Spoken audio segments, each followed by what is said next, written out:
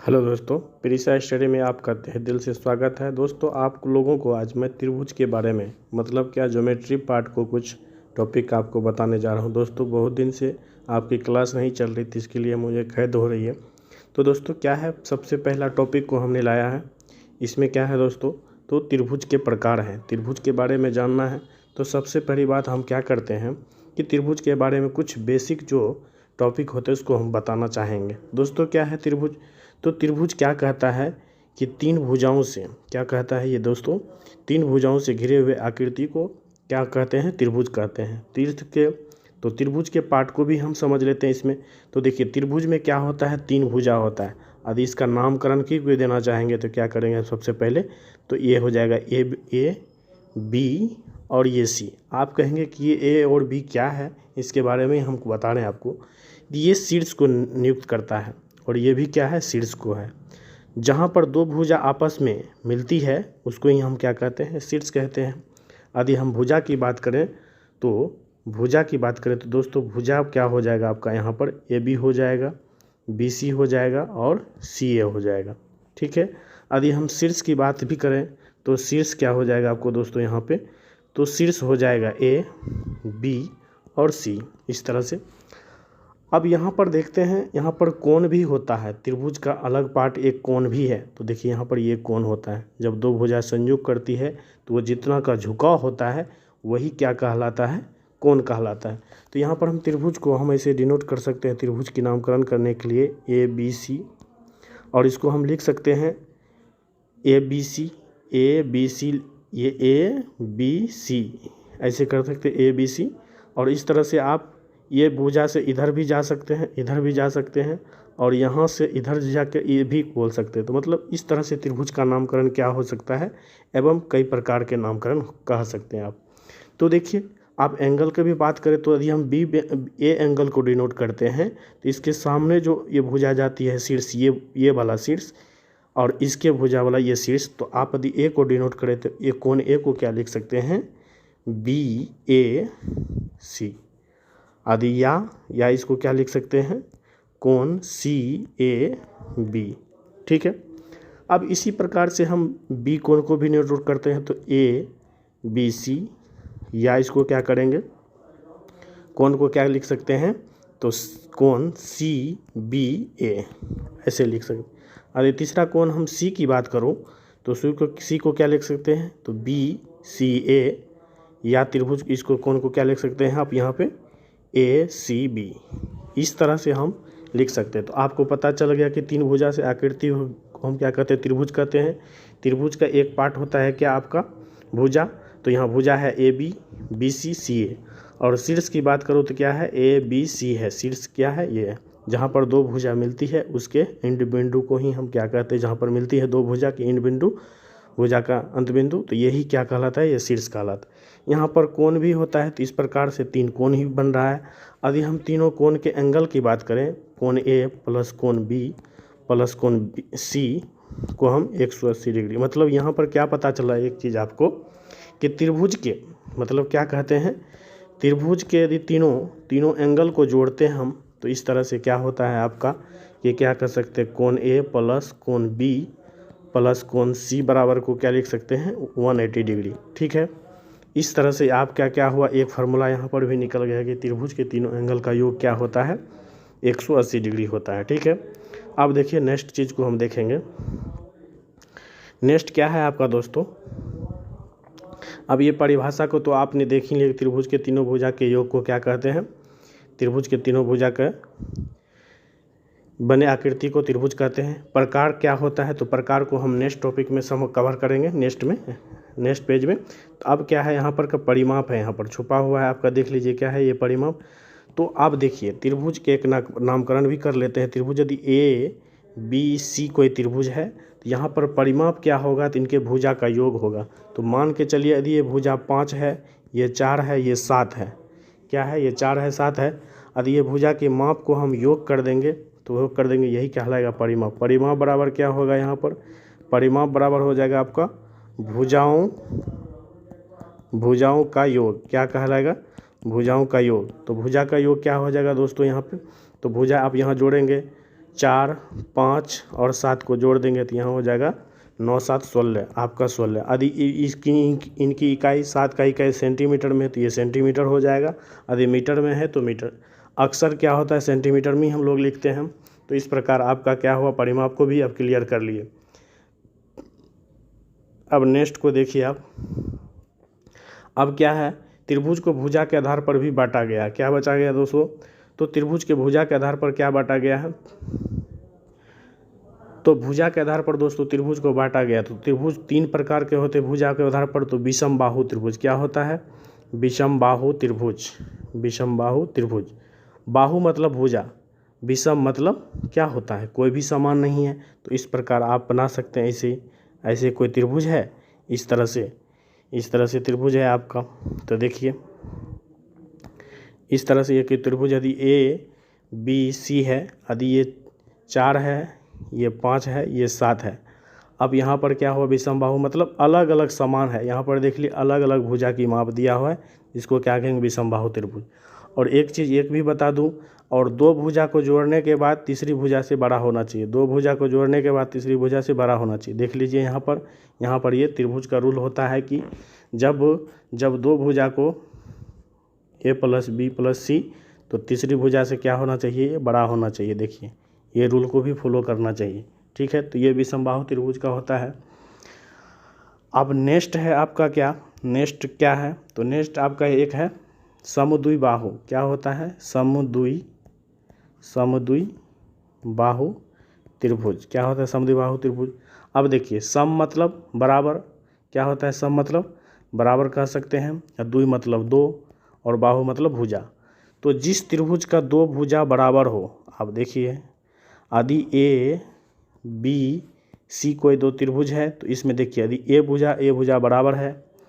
अब यहाँ पर दिया हुआ है आपका क्या, ABC त्रिभुज ABC क्या है, ये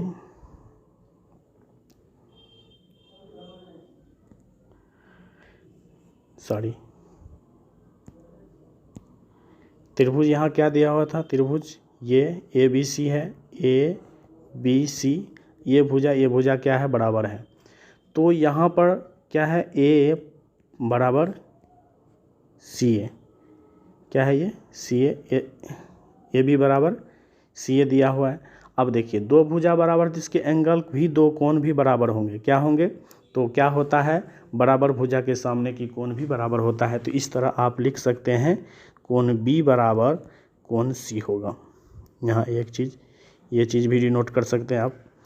अब समद्विबाहु त्रिभुज हो गया, तो कोई आपको बता दी यहाँ पर 2 भुजा बराबर है, तो इसीलिए इसको त्रिभुज का क्या नाम हो गया, समद्विबाहु। तो अब 2 भुजा बराबर है, ये अदरवाइज दूसरा टॉपिक है, ये 2 नंबर का। तो देखिए ये क्या है, यदि 2 भुजा बराबर है तो 2 एंगल भी क्या हो गया आपस में, इनके सामने का एंगल ये हुआ, इनके सामने का एंगल ये हुआ। तो इस तरह से ये क्या होता है, बराबर होता है, ठीक है। अब देखिए अब नेक्स्ट है आपका समबाहु त्रिभुज। अब समबाहु क्या होता है, समबाहु त्रिभुज को पढ़िए आप। तो समबाहु त्रिभुज किसको हम कहेंगे, समबाहु त्रिभुज किसको कहेंगे, सम मतलब बराबर और बाहु मतलब भुजा। सम मतलब बराबर, मतलब जिस त्रिभुज का सभी भुजा आपस में क्या होगी, बराबर होगी, उसको ही हम क्या कहेंगे, समद्विबाहु त्रिभुज कहेंगे। यदि यहाँ पर नामकरण देते हैं तो ये A हो गया, BC, तो यहाँ पर त्रिभुज क्या कहलाएगा, ABC एक समद्विबाहु त्रिभुज है, समबाहु त्रिभुज है। समबाहु में क्या होगा, तो ये AB बराबर BC बराबर क्या हो जाएगा, यहाँ पर CA हो जाएगा। तो इस तरह देखिए ये तीनों भुजा आपस में क्या है, बराबर है। जब तीनों भुजा बराबर है तो तीनों कोण भी क्या होगी, आपस में बराबर होगी। और जब तीनों कोण बराबर होगी तो क्या होगा, ये 60-60, मतलब प्रत्येक कोण का मान क्या होगा, 60 डिग्री होगा, ठीक है। और आप एक चीज़ बताइए यहाँ पे आप लोग, कि यहाँ पर तीनों एंगल को जब जोड़ेंगे तो आपको पिछले हमने बताया क्या, तीनों एंगल का योग भी क्या होता है, 180 डिग्री होता है। क्या तीनों एंगल का योग भी क्या होता है, 180 डिग्री होता है। अब यहाँ पर यदि परिमाप की बात करूँ, तो परिमाप यदि सब समान है भुजा, तो इसके बराबर हम क्या मान सकते हैं, A मान लेते हैं। यदि ये मानते तो ये भी A हो गया, ये भी A हो गया, ये भी A हो गया। तो यहाँ पर हम परिमाप की बात कर लेते हैं, क्या होगा परिमाप। तो परिमाप क्या होता है, तो त्रिभुज के भुजाओं का योग क्या कहलाता है? परिमाप। तो ये ए प्लस ए यही क्या हो जाएगा आपका? 3a हो जाएगा। ठीक है। अब यहाँ पर एक चीज़ और बताना चाहूँगा मैं आपको कि त्रिभुज, अब इसका क्षेत्रफल को भी बता दूँ आपको मैं, त्रिभुज के क्षेत्रफल को भी बता सकता हूँ। तो त्रिभुज का क्षेत्रफल क्या हो जाएगा इसका? तब देखिए, यदि ये भुजा ए है और ये है तो इसके क्षेत्रफल बराबर, मतलब एरिया को भी बता सकते हैं, क्षेत्रफल को भी। तो क्षेत्रफल बराबर क्या हो जाएगा आपका? √3/4 a² हो जाएगा। ठीक है, देख लीजिए क्या होगा ये √3। यदि नॉर्मल त्रिभुज की बात करें, नॉर्मल त्रिभुज में क्या होता है? 1/2 बेस इंटू हाइट ये होता है। लेकिन ये समबाहु त्रिभुज के लिए एक स्पेशल फार्मूला होता है, क्या? ये √3/4 a²। ये क्या है? तो ये बराबर क्या है? ये भुजा को शो कर रहा है। क्या है? ये भुजा है। ये क्या है? भुजा है। ठीक है। अब नेक्स्ट चीज़ देखिए, अब देखिए आपने, अब यहाँ पर कहें आपकी त्रिभुज को हम भुजा के आधार पर, क्या था? 2 आधार पर था। एक था आपका भुजा के आधार पर, और दूसरा क्या होगा? कोण के आधार पर। कोण के आधार पर, कोण के आधार पर, और ये भुजा के आधार पर। तो भुजा के आधार पर हमने आपको बता दिया। कौन सा बताया?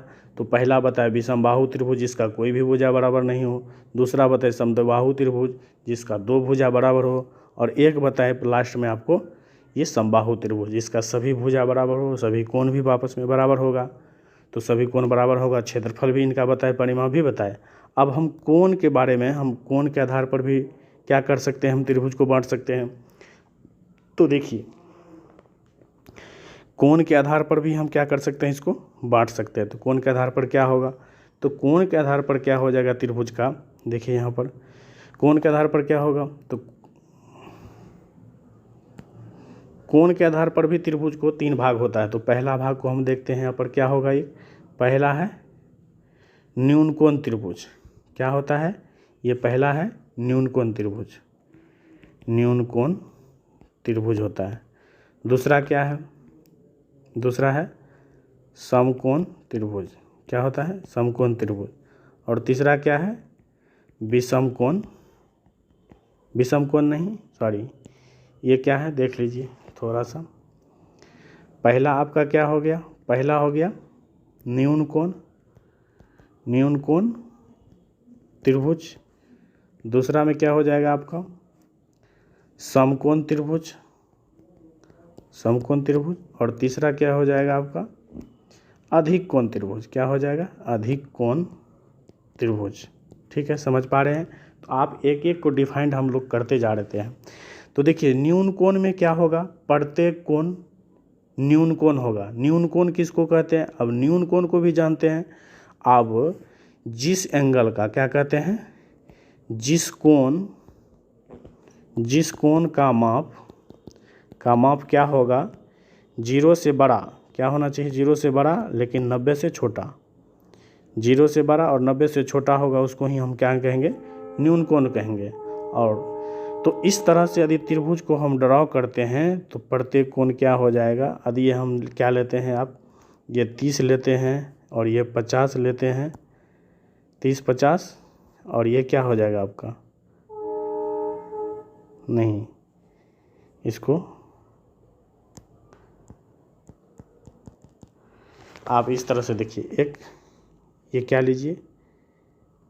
60 लीजिए, ये 80 ले लीजिए। तो ये देखिए 140 हो गया, और ये 40 ले लीजिए। तो देखिए प्रत्येक कोण क्या है? 90 डिग्री से छोटा है। प्रत्येक कोण क्या है? 90 डिग्री से छोटा है। तो इस तरह से ये त्रिभुज क्या कहलाएगा? न्यून कोण त्रिभुज कहलाएगा। ठीक है, न्यून कोण त्रिभुज होगा। और अधिकतम देखिए, सबसे पहले त्रिभुज में अधिकतम न्यून कोण कितना हो सकता है? तो अधिकतम 3 ही न्यून कोण हो सकता है। ठीक है ना, अधिकतम 3 ही न्यून कोण हो सकता है। अब दूसरा क्या है आपका? दूसरा क्या है? दूसरा है समकोण त्रिभुज, समकोण त्रिभुज, समकोण त्रिभुज। समकोण त्रिभुज में क्या होता है? अब समकोण त्रिभुज में, समकोण कहते हैं किसको? अब जिस कोण का माप 90 डिग्री होता है उसको ही हम क्या कहते हैं? समकोण त्रिभुज कहते हैं। समकोण कहते हैं। ठीक है, समकोण त्रिभुज के बारे में आप बता रहे हैं आपको। देखिए यहाँ पर यदि यहीं पर ABC कोई त्रिभुज है, नहीं बनाना, देखिए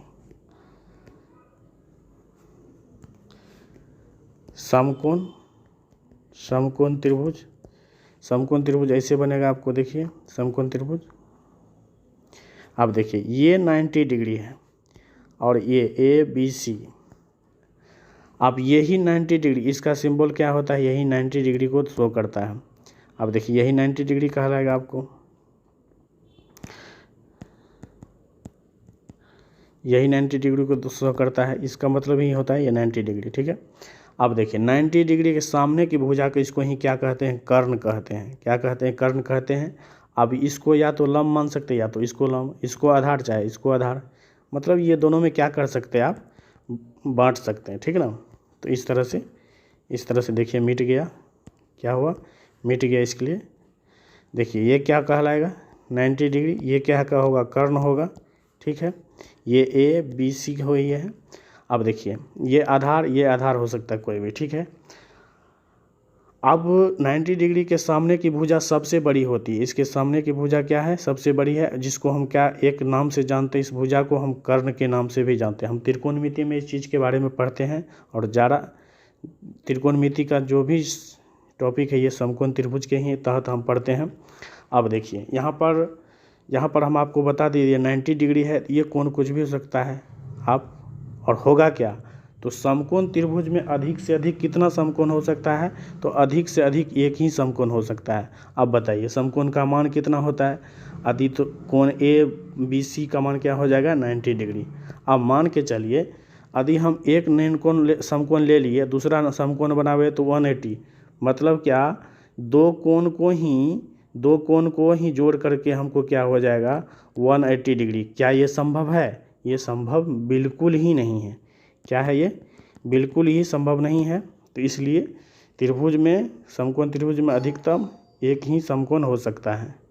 ठीक है, अब इस तरह से आप क्या कर सकते हैं, इसको पढ़ सकते हैं। तो अब इसमें एक आता है क्या, अब एक फार्मूला भी आता है। अब इसको यदि लंब मानते हैं, ये लंब हो गया, एक आधार हो गया,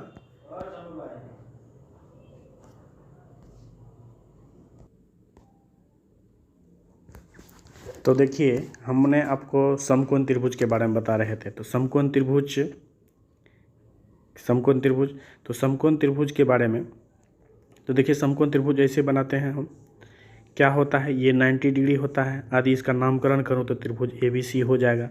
तो यहाँ क्या हो जाएगा, त्रिभुज क्या होगा, तो त्रिभुज ABC बराबर क्या हो जाएगा, इसी को समकोण बोलेंगे। और कोण B को क्या बनाया गया है, यहाँ पर 90 डिग्री बनाया गया है। अब एक चीज़ बता दें आपको कि 90 डिग्री बनाए तो 90 डिग्री के सामने का कोण क्या होगा, कहलाता है कर्ण कहलाता है। क्या कहलाता है, कर्ण कहलाता है। अब यहाँ पर एक चीज़ बताना चाहूँगा, ये लंब और आधार इसमें से किसी को बोल सकते हैं। और इस त्रिभुज के लिए स्पेशल भी एक फार्मूला है, क्या, 1/2 क्षेत्रफल के लिए, क्या है, क्षेत्रफल के लिए फार्मूला है क्या, 1/2 आधार गुना ऊंचाई। तो अब देखिए यहाँ पर आधार गुना ऊंचाई, तो इस तरह से आप यदि इसको बनाना चाहेंगे तो त्रिभुज ABC का क्षेत्रफल क्या कहलाएगा आपको, 1/2। यदि इसको आप आधार मानते हैं, बेस मानते हैं, तो ये BC हो जाएगा, हाइट क्या हो जाएगा, AB हो जाएगा। तो इस तरह से आपका क्या हुआ, त्रिभुज ABC का क्षेत्रफल निकल गया। ठीक है, अब देखिए नेक्स्ट चीज़ आपको बताता हूँ मैं यहाँ पे, इसमें बहुत ही बेहतरीन चीज़ है। तो क्या है ये नेक्स्ट चीज़ आपको बताना जा रहा हूँ। तो देखिए अब यहाँ पर एक पाइथागोरस प्रमेय भी लगता है, जिसको हम त्रिकोणमिति के आधार पर पढ़ेंगे, वहाँ पर पढ़ेंगे, तो उस चीज़ को भी हम यहाँ पर थोड़ा सा बताना चाहेंगे। तो ये कर्ण बराबर क्या हो जाएगा आपका, कर्ण स्क्वायर बराबर क्या हो जाता है, लंब स्क्वायर प्लस आधार स्क्वायर होता है। इसका फार्मूला स्पेशल फार्मूला होता है, इस त्रिभुज में ये फार्मूला लगती है। अब ये कर्ण क्या होगा, तो कर्ण आपको बताए कि 90 डिग्री के सामने वाली भुजा जो सबसे बड़ी भुजा कहलाती है, इसी को हम कर्ण कहते हैं। इसका स्क्वायर कर देंगे, और यहाँ पर तो इस प्रकार क्या लिख सकते हैं, AC स्क्वायर, और ये क्या हो जाएगा, AB square plus BC square. इस चीज़ को भी आप त्रिकोणमिति में पढ़ेंगे। और जहाँ पर यूज होगा तो ये भी बना सकते हैं। अरे ये भुजा ये सब दिया हुआ, ये भुजा, तो इस भुजा को निकालना चाहेंगे तो इस पर निकाल सकते हैं। क्षेत्रफल दिया हुआ है तो क्या होता है क्षेत्रफल, तो क्षेत्रफल के आधार पर भी क्या निकाल सकते हैं, ये भी इस तरह से भी इसका क्षेत्रफल दिया होगा, ये भुजा दिया होगा, और या ये भुजा क्षेत्रफल और ये भुजा दिया तो ये भुजा भी निकाल सकते हैं। इसके आधार पर ये त्रिभुज लगा। यदि कर्ण के रिलेटेड है तो ये फार्मूला पे आप निकाल सकते हैं इसको। तो ये स्पेशल किस में लगता है, समकोण त्रिभुज में लगता है। किस में लगता है, ये समकोण त्रिभुज में। समकोण त्रिभुज के लिए सब सारा स्पेशल फार्मूला है आपके लिए। तो देखिए आपका समकोण त्रिभुज हमने आपको बता दिया, ठीक है। नेक्स्ट देखिए आप, अब एक है अधिक कोण त्रिभुज। तो अधिक कोण त्रिभुज बनाएंगे हम कैसे, तो देखिए अधिक कोण त्रिभुज ऐसे बनेगा आपका।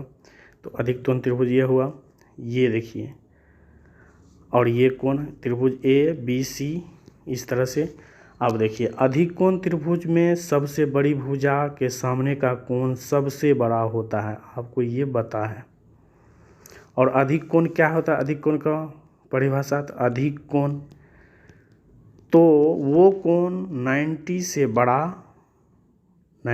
बड़ा और 180 से छोटा, वैसे कोण को हम क्या कहेंगे, अधिक कोण कहेंगे। और जिस त्रिभुज में एक अधिक कोण होता है, और आपको ये भी पता है कि अधिक कोण त्रिभुज में अधिकतम अधिक कोण कितना हो सकता है, तो एक हो सकता है।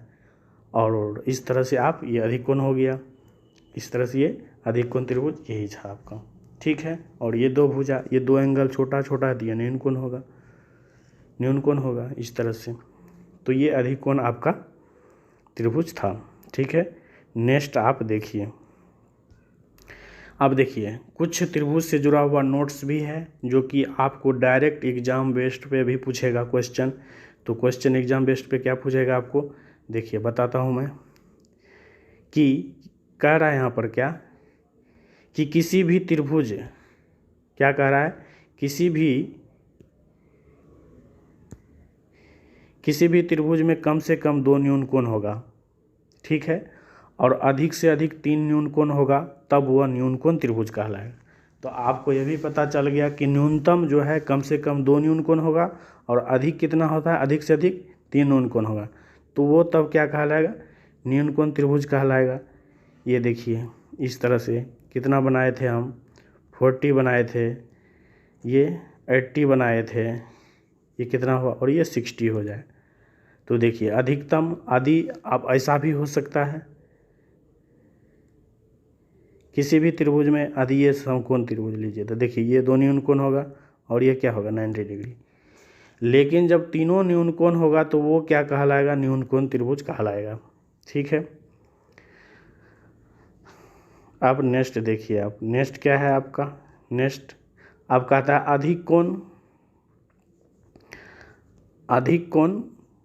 अधिक कोण त्रिभुज में अधिक से अधिक एक अधिक कोण हो सकता है। तो देखिए अब अधिक कोण ये त्रिभुज है, अधिक कोण त्रिभुज है, यदि 2 अधिक कोण होगा तो क्या, अब देखिए 90 से बड़ा और 180 से छोटा, क्या 2 कोण संभव है, ये कदापि संभव नहीं है।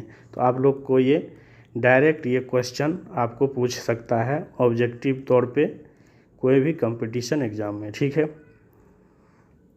नेक्स्ट देखिए क्वेश्चन कहता है कि समकोण त्रिभुज में क्या है, समकोण त्रिभुज में अधिक से अधिक एक समकोण हो सकता है, बाकी 2 न्यून कोण होगा। आपको बताए थे कि यदि ये कोण समकोण त्रिभुज है तो ये दोनों कोण न्यून कोण होगा, लेकिन एक क्या होगा, ये 90 डिग्री होगा। तो देखिए एक ही समकोण का हो सकता है। तो आपको ये भी बताए थे कि किसी भी समकोण त्रिभुज में अधिक से अधिक एक समकोण त्रिभुज होगा, एक समकोण होगा, और बाकी 2 क्या होगा, न्यून कोण होगा, ठीक है। नेक्स्ट देखिए अब ये चीज़ भी कहता है क्या, कि सबसे बड़ा भुजा के सामने का कोण क्या होगा, बड़ा होगा। तो आप देखे थे समकोण त्रिभुज में भी देखे थे क्या था, बड़ा भुजा के सामने का कोण सबसे बड़ा था 90 डिग्री। अधिक कोण में भी देखे थे, अधिक कोण में क्या था, अधिक कोण में भी देखे थे कि सबसे बड़ा भुजा था, उसके सामने का कोण क्या था, सबसे बड़ा था, ठीक है। तो ये भी देखे थे कि बराबर भुजा के सामने का कोण भी बराबर होता था। तो समद्विबाहु त्रिभुज एक ऐसा उदाहरण था। ये 30, 60, 60 ले सकते हैं, तो ये हो जाएगा क्या 60, इसको भी कह सकते हैं। लेकिन ऐसा होगा भी, ऐसा भी होता है, ये 45 और ये 45, 45 हो सकता है। तो इसको क्या बोलेंगे, इसको हम बोल सकते हैं क्या, समद्विबाहु, समद्विबाहु समकोण त्रिभुज बोल सकते हैं। इसको क्या बोल सकते हैं, समद्विबाहु समकोण त्रिभुज ये कहलाएगा। अब देखिए, अब यहाँ पर भी एक लास्ट टॉपिक आपका है। क्या है लास्ट टॉपिक, तो आप देखिए यहाँ पर कहता है प्रत्येक समबाहु त्रिभुज एक न्यूनकोण है। क्या कहता है कि प्रत्येक समबाहु त्रिभुज एक न्यूनकोण है, लेकिन प्रत्येक न्यूनकोण एक समबाहु त्रिभुज नहीं हो सकता है। आप मान के चलिए कि समबाहु त्रिभुज न्यूनकोण है। यदि ये समबाहु त्रिभुज है तो ये एंगल, यदि ये क्या है, ये भुजा और ये भुजा, ये भुजा बराबर है। आप एक चीज़ बताइए, प्रत्येक भुजा बराबर, तो ये क्या बोले थे, ये 60 डिग्री, ये 60 डिग्री, ये 60 डिग्री है। लेकिन यही ले लीजिए आप, क्या ले लीजिए, ये 40 डिग्री ले लीजिए, ये 80 डिग्री ले लीजिए, और ये क्या हो जाएगा 60 डिग्री। तो क्या ये देखिए, ये भी तो क्या है, न्यूनकोण त्रिभुज है। क्या ये समद्विबाहु त्रिभुज है, तो ऐसा नहीं है। क्या है, ऐसा नहीं है। तो अब ये आपको क्या चला कि प्रत्येक समबाहु त्रिभुज, प्रत्येक समबाहु त्रिभुज क्या हो सकता है कि न्यूनकोण हो सकता है, लेकिन प्रत्येक न्यूनकोण त्रिभुज समबाहु त्रिभुज नहीं है। देखिए यहाँ पर है, क्या ये भुजा बराबर हो सकता है, तो जब बराबर नहीं होगा तो ये त्रिभुज समबाहु त्रिभुज नहीं हो सकता। ठीक है दोस्तों, इसी के साथ मैं अपने इस वीडियो को यहीं पर स्टॉप करता हूँ। बाकी बात और सब भी इससे जो रिलेटेड जो भी ज्योमेट्री का और पार्ट भी है, इसमें जो भी ज्योमेट्री का है, नेक्स्ट वीडियो में आपको देने का कोशिश करूँगा अच्छे से, बेस्ट से बेस्ट। तो इसके लिए दोस्तों आप लोग वीडियो में बने रहें, पूरा फुल देखें और एंजॉय करें, और शेष अच्छी लगे वीडियो तो आप क्या करें दोस्तों, वीडियो दोस्तों के साथ शेयर करें। धन्यवाद।